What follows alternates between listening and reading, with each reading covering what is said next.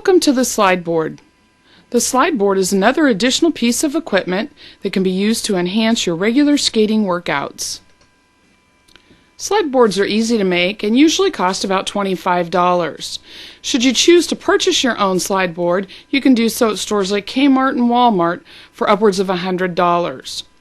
They can be anywhere from 5 to 8 feet in length, and we recommend that you make them longer with additional holes to lengthen as needed as your skater improves. Our skater demonstrating for us today is Josh Wood from Sacramento, California. Josh will begin the slide board with the proper technique. As Josh starts, you'll notice he is down in the skating position. His knee is bent at a 90-degree angle with the opposite arm directly in front of his nose. His other arm is behind him to the side with his palm turned up and open.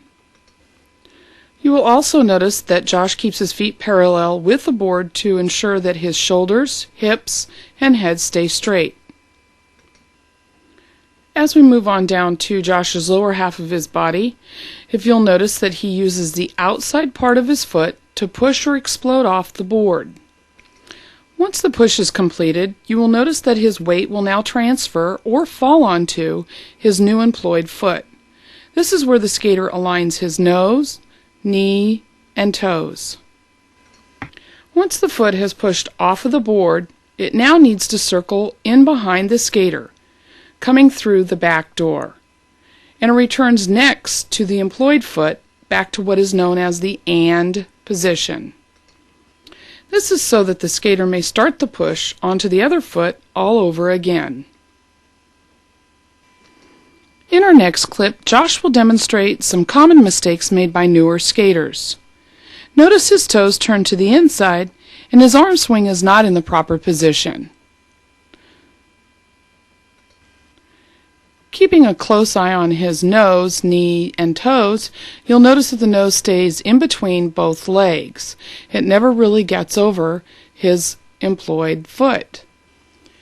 Instead of actually leading with the hip, he now leads with the foot, again keeping his weight in the center of the body. Josh really over-exaggerates this problem right here. He also is forgetting to return his foot back to the "and" position so that the foot can come back underneath the body and get a good push off. Again, you will notice Josh's weight is in the center of his body, in between both legs. Josh will now demonstrate the proper position at a quicker rate of speed. Remember, whether your skater is a beginner or an elite skater, slide board can always be helpful.